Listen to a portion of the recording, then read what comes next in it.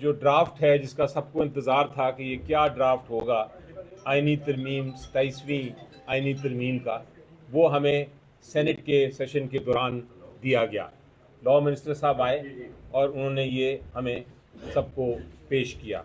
इसमें तकरीबन 50 अमेंडमेंट्स हैं जो आइन में की जा रही हैं, और उसके साथ जिस तरह हमने कल भी देखा था और अपने पार्लियामेंट्री कमेटी की मीटिंग में कहा था कि ये सारा कुछ इतना तेज़ी से और छुप छुपा के हो रहा है कि उसके साथ ही वो ड्राफ्ट पेश किया गया सेनेट में, और साथ ही अनाउंस कर दिया गया कि और नेशनल असेंबली की उसके सामने आप 2:30 बजे पेश हो जाएं, और 2:30 बजे पेश होकर अपना जो मौक़िफ़ है वो आप उधर दे दें, ताकि कल के दिन और परसों के दिन इस पर वोटिंग हो सके। ये आप आइनी तरमीम की बात कर रहे हैं, और जिस जल्दबाजी से और छुप छुपा के ये बात हो रही है, हमने उस पर फ़ैसला किया कि हम इस पार्लियामेंट्री कमेटी जिसके पास 2:30 बजे आपने जाना है, अभी तक पढ़ा भी नहीं, एक लफ्ज़ नहीं पढ़ा, हम इसमें पेश नहीं हो सकते।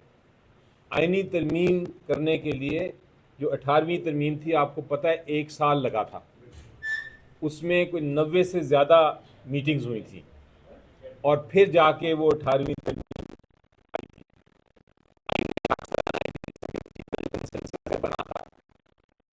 1947 के बाद पहला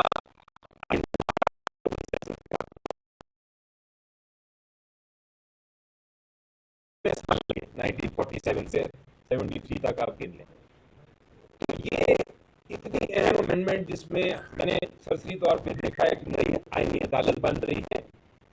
प्रेसिडेंट ऑफ पाकिस्तान को कहा जा रहा है कि आप सारी उम्र के लिए, आपने कोई भी जुर्म किया हो, आपको अस्तस्ना है, आपको कोई सज़ा नहीं दे सकता।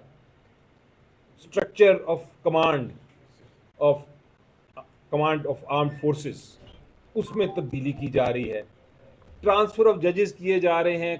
कहा जा रहा है इसमें कि हाई कोर्ट का जज जो है उसको उठा के किसी भी हाई कोर्ट में ले जाएंगे हम, और उसकी ज़रूरत ही नहीं है कि हाई कोर्ट की ली जाए, उससे मादगी ली जाए।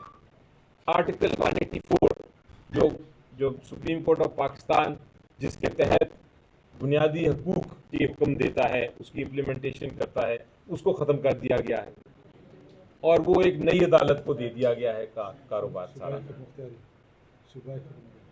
इसके अलावा जितने आपके आइन की रूह की जो प्रोविजंस हैं 1973 की आइन, उसको ख़त्म किया जा रहा है। तो हमने अभी उसके ऊपर बाकायदा हम डिबेट करेंगे, सेनेट में अपनी आवाज़ उठाएंगे, लेकिन हमने फ़ैसला किया कि इस जल्दबाजी से नहीं, ये नहीं कि हम सीधा 2:30 बजे चले जाएं, एक पार्लियामेंट्री कमेटी में बैठ जाएं, और पार्लियामेंट्री कमेटी में वो कहें जी अब आपने पार्टिसिपेट कर लिया है, आपने चूँकि इसके अंदर आप आ गए हैं, इसलिए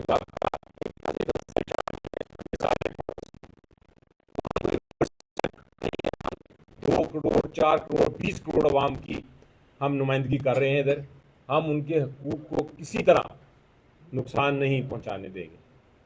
ये एक नूरा कुश्ती हो रही है पीपल्स पार्टी की, और ये नूरा कुश्ती में हुकूमत की और उसकी इत्तेहादी जमातें भी शामिल हैं। उन्होंने पहले से ही बैठ के फैसला किया था कि हम पहले एक ट्वीट करेंगे, ट्वीट में 7-8 चीज़ें बताएंगे, और फिर ये दिखाएंगे कि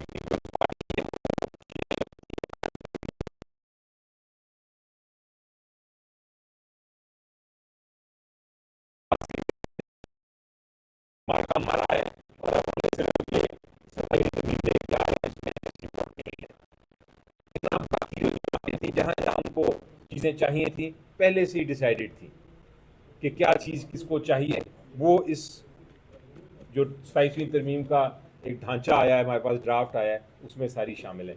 हम इस किस्म की कंस्पिरेसी अगेंस्ट द कॉन्स्टिट्यूशन, साजिश जो हो रही है आइन के ख़िलाफ़, उसका हिस्सा नहीं बनेंगे। हम आगाह करेंगे कौम को कि इसमें क्या गलतियां हैं। उसके लिए हम भरपूर तरीके से डिबेट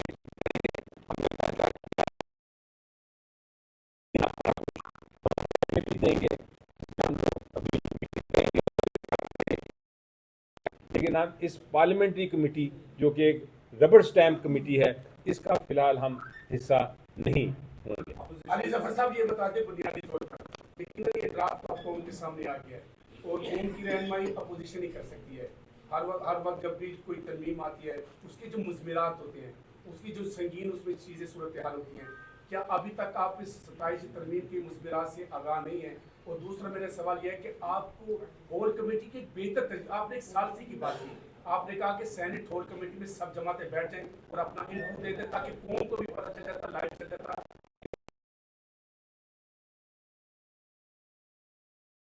हमने जब ये आया ड्राफ्ट तो हमने कहा सेनेट चेयरमैन को कि बजाय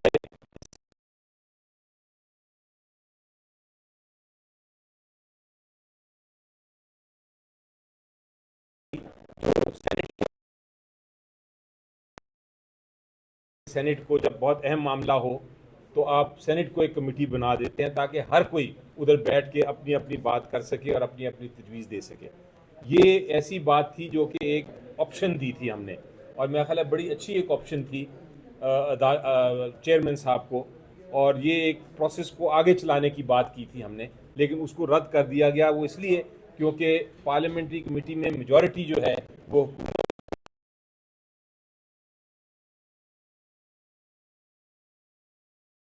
करके तो सेनेट में ले आए कि जी ये हमें मंजूर है।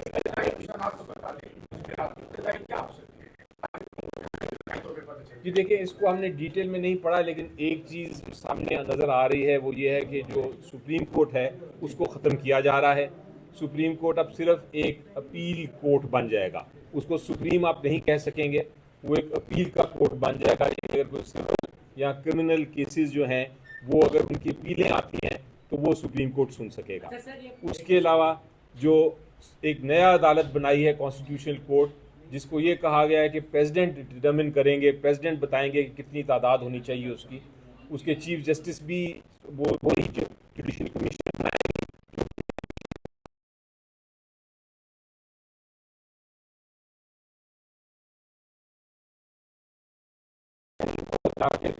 तो आईनी बेंच में बिठाया जाएगा और उनको अपॉइंट किया जाएगा।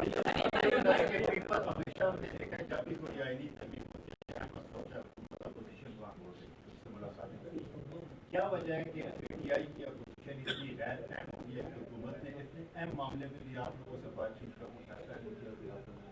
देखिए, जो हुकूमत जो है वो हक से डरती है, वो सच से डरती है। हम सच चूँकि बोलते हैं, हम चूँकि हक के साथ खड़े हैं, तो इसलिए शायद वो हमसे घबरा के हमें ये ड्राफ्ट नहीं दिखाती। लेकिन एक बात आपको बता दूं, टायरनी ऑफ द मेजॉरिटी यानी अक्सरियत की आमरीत जो है वो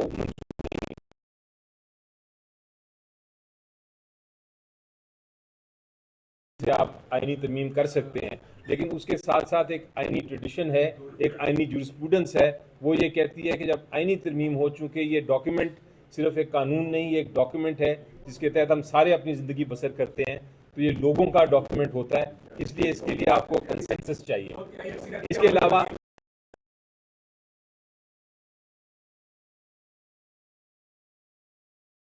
नहीं हो तो सिर्फ वो वाला पार्लियामेंट कर सकता है, वो पार्लियामेंट कर सकता है जो कि जेन्युइनली एक तरह से प्रॉपर इलेक्शंस के जरिए आया हो।